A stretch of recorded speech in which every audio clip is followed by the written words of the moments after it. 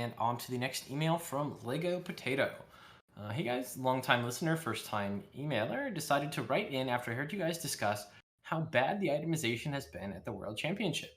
I myself am a mid Lilia one trick, the only one in NA Diamond Plus, as far as I can tell from the stat sites, and have had to put a lot of thought into running and itemizing my champion to have success.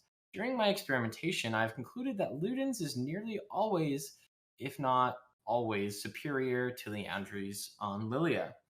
And the only other mythic I would ever consider is Everfrost versus specific champions with dashes such as LeBlanc or Cassidon. The Magic Pen passive and upfront damage mean that your time to kill is way lower than waiting for the full Leandry burn duration. Yet the prevailing wisdom likely will continue to be that Leandry's is best, simply because it seems so obviously synergistic and nobody has gone into the practice tool to test it out. You can literally test Leandry versus Ludens and see that not only does Ludens do more damage, even versus full tanks, but it does it faster and gives even more move speed. Versus Squishies, Ludens outperforms by hundreds of damage, and again, it's upfront initial damage. Even if Ludens did less damage, it would likely be better due to the lower time to kill, but it actually does more damage. At the World Championship, I have only seen one wildcard region Lilia building Ludens, with the rest all opting for Leandries, and only one top lane Lilia building the very popular and, in my opinion, completely awful Conqueror Riftmaker build. It really goes to show you that you can have a lot of success by testing out non-obvious itemization that will give you an edge versus the net deckers, for lack of a better term. If any of the listeners are interested in mid lane Lilia theory crafting, feel free to add me. His summoner name is Lego Potato on NA. I'm also trying to maintain a low-key educational mid lane Lilia stream for people trying to pick up the champ, where he discusses matchups, items, rune choices, etc. I encourage anyone who's listening to take your favorite champion into the practice tool and try out some different item combinations that you haven't considered. Never know what you'll find.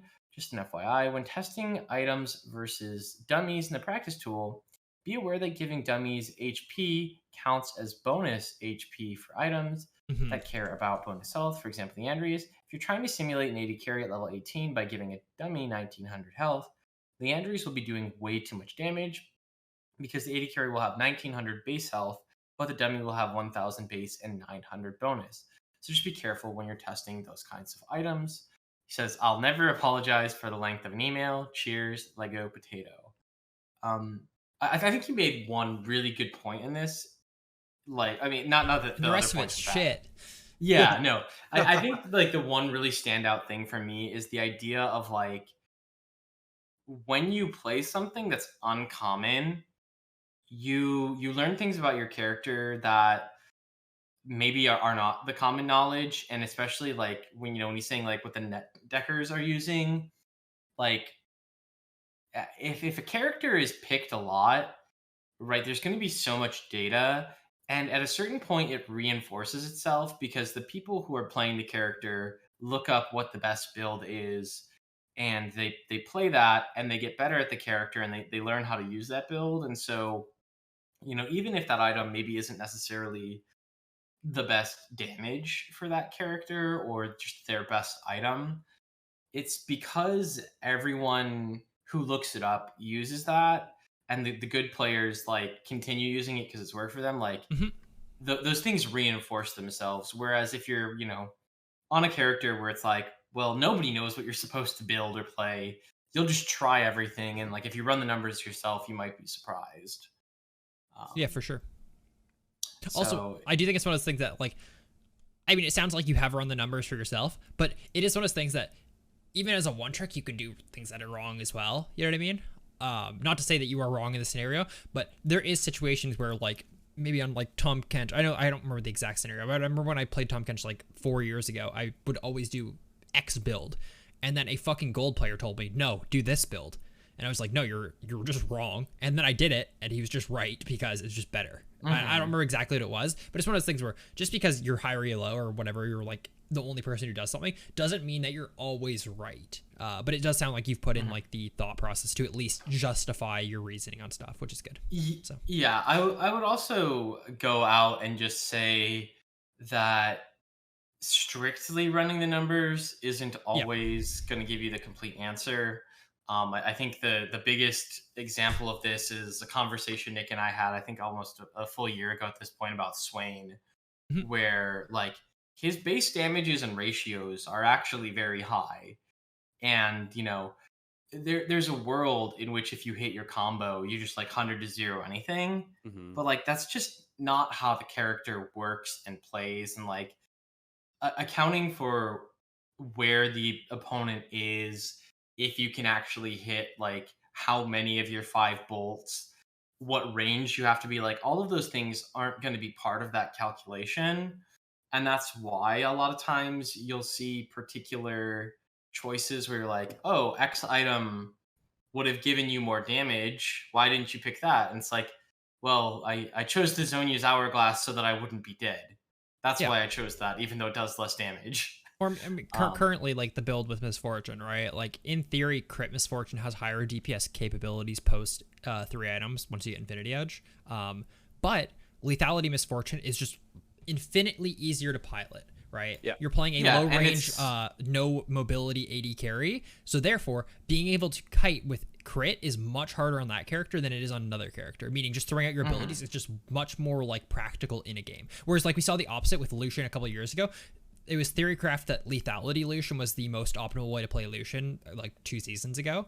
But everyone played crit. Why? Because it's fucking way harder to play Lethality Lucian than it is to play crit Lucian, especially when he's like a gunslinger, can like move in and out and kite perfectly. It's just like, I don't know, you have to think practically, right, about what you can do. Yeah, and I think like to go into your example at the MF, there's also, right, like those timing windows, right, where for the question of one specific mythic as opposed to like the full build, obviously there's going to be like different levels of breakpoints, and if you're saying just which mythic over the other, it's a different calculation. But if let's say MF is strictly better crit at 3 items, okay, well you still have that decision of like, maybe I just want to be strong up to 3 items. Maybe I want to make sure that we win lane, that we get the first 2 dragons, and that my mid lane casted and my top lane Kayle have time. Yeah, for sure. I mean, like I just think there's so many things that you could do. There's some build is super unexplored in League of Legends. It's something you should definitely look into. It's just really cool. Like Kennedy recently just found a challenger Zyra player on Korea who plays tank Zyra every game. Interesting. And it's fucking cool. And once again, we've kind of discussed it. We went, okay, tank Zyra is probably sick and might actually be the optimal way of playing her. But honestly, if you're playing Zyra at iron, bronze, silver, gold, plat, maybe even diamond, probably just doing damage is probably just better. You know what I mean? But like in theory, if you're challenger, maybe tank Zyra is fucking sick. Like, because you're just like, you don't really fucking need damage on supports like at high or low. And I don't know, it's really cool. It's just cool that people can like make shit like that work. You know what I mean? So yeah. So yeah, thank you, Lego Potato, for the email. Good luck with your mid lane Lilia, and good luck trying to change the common perception of your champion to build one item versus another. I think that's always something. Anyone who's like one trick to character or who goes a different build than standard is always like, come on, somebody with a bigger following do this too, so that I'm not in the minority anymore. Yeah, I mean, for sure.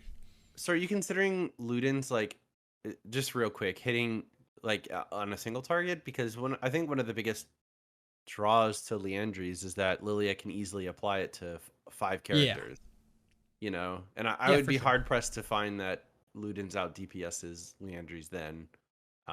Also, Luden's works on minions and not the way that Liandry's does. So I don't know. It's definitely like not as cut and dry as I think just mathing it out versus one target would be, I completely agree, yeah. But awesome. Enjoy that. Mid Lilia sounds I don't know if it sounds good, but it sounds really fucking annoying to play against.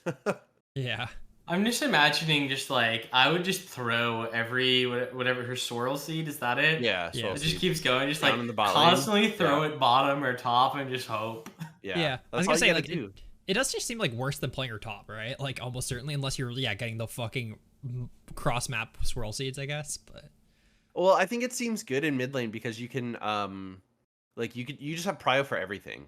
yeah, that's right? fair. Yeah, And that's as long as you're level 6, like there's not many fights you're gonna be losing. I was just thinking like her main strength is how quick she is. So like obviously jungle, that makes sense. And for top lane, you just have a fucking huge lane that you just run it around in like it's the fucking like just like a like a free range deer. Thanks, Lego Tato. Good luck with that.